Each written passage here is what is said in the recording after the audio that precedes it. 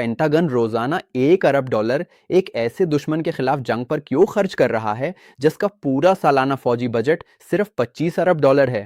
یہ ظاہر کرتا ہے کہ امریکی فتح ریاضیاتی طور پر ناممکن ہے، چاہے میدان جنگ کا نتیجہ کچھ بھی ہو۔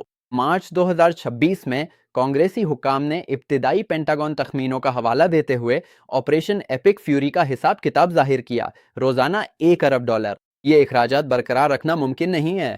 یہ فوجی ضرورت کے بھیس میں اسٹریٹجک خون ریزی ہے۔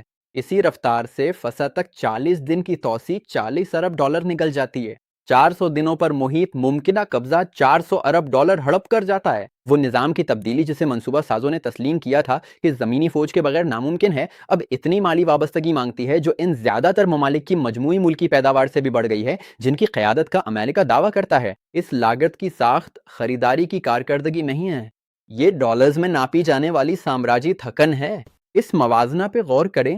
ایران کا پورا فوجی بجٹ، جس میں 5,81,000 فعال اہلکار، بیلسٹک میزائل پروگرام، 4 ممالک میں پھیلے پراکسی نیٹ ورکس، فضائی دفاعی نظام، بحری افواج اور انقلابی گارڈ شامل ہیں، سالانہ تقریباً $25 ارب ہے۔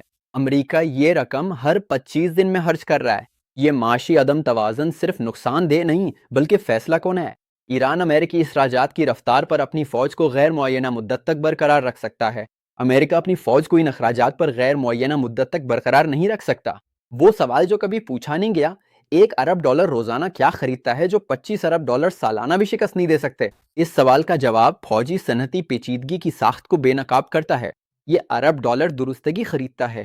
F-33 کی پرواز کے اوقات ہر ایک $44,000 میں، ٹام ہاک میزائل ہر ایک $2 ملین میں، کیریئر آپریشنز روزانہ $6.5 ملین میں، انٹرسپٹر میزائل ہر ایک $4.3 ملین میں۔ یہ ایسی ٹیکنالوجی خریدتا ہے جو بے مثال درستگی کے ساتھ اہداف کو تباہ کرتی ہے، لیکن درستگی فتح نہیں ہے، تباہی کنٹرول نہیں ہے۔ یہ $1 ارب ایسی حربی مہارت خریدتا ہے جو اسٹریٹجک جمود پیدا کرتی ہے۔ اس سے بھی گہری ساخت یہ ہے کہ یہ معاشی خود نقصان ہے جو دشمن کو نقصان پہنچانے کے بھیس میں کیا جاتا ہے۔ ایران میں خرچ ہونے والا ہر $1 وہ $1 ہیں جو بحر الکاہل میں خرچ نہیں ہوتا، جہاں چین اپنی توسیع کر رہا ہے۔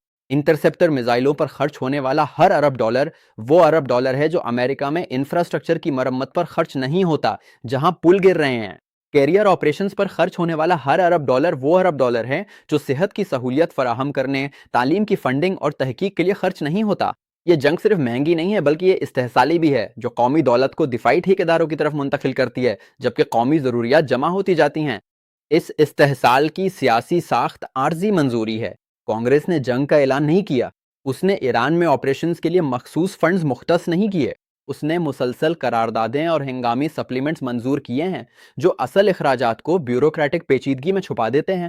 کانگریسی حکام کی جانب سے لیک ہونے والا روزانہ $1 ارب کا اعداد و شمار ان اخراجات کو منظر عام پر لانے کی کوشش ہے جنہیں پینٹاگن چھپانا پسند کرتا ہے۔ جمہوری احتساب، شفافیت، بحث اور فیصلے کے نظام کو ہنگامی اخراجات کے اس نظام سے بائی پاس کیا جا رہا ہے جو دائمی جنگ کو دائمی فنڈنگ میں بدل دیتا ہے۔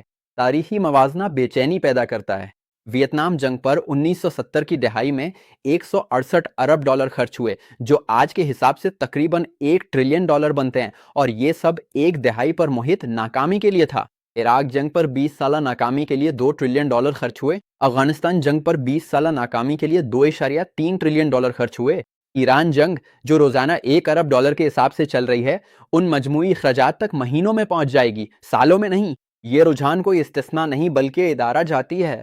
امریکی فوجی طاقت اب معاشی طور پر خود کو نقصان پہنچانے والی بن چکی ہے، چاہے عسکری کامیابی ہو یا نہ ہو۔ کویت میں مرنے والا 22 سالہ سپاہی، میناپ کے 148 بچے اور آنے والے نامعلوم ہزاروں لوگ، یہ سب صرف انسانی قیمتیں نہیں ہیں، یہ وہ معاشی اخراجات ہیں جو بڑھتے جاتے ہیں، جو معذوری کے معاوضے، سابق فوجیوں کی صحت کی دیکھ بھال اور پسماندگان کے فوائد پیدا کرتے ہیں جو دہائیوں تک جاری رہتے ہیں۔ $1 ارب کا دن صرف روزانہ خرچ نہیں ہے، یہ امریکی مستقبل پر روزانہ کا قرض ہے جو ان نسلوں سے لیا گیا ہے جنہوں نے یہ جنگ منتخب نہیں کی، اور جب اس کے معمار مر چکے ہوں گے تب بھی وہ اس کی قیمت چکا رہے ہوں گے۔ آپ کیا سوچتے ہیں؟ کیا یہ قومی سلامتی میں ضروری سرمایہ کاری ہے جو امریکی مفادات اور عالمی استحکام کی حفاظت کرتی ہے، یا یہ قومی خود افلاس کی دانشتہ منصوبہ بندی ہے جو فوجی طاقت کو معاشی کمزوری میں بدل دیتی ہے، اس بات کو یقینی بناتے ہوئے کہ امریکی فتح ہمیشہ مہنگی اور امریکی شکست ہمیشہ مکمل ہو؟ اپنے خیالات نیچے شیئر کریں۔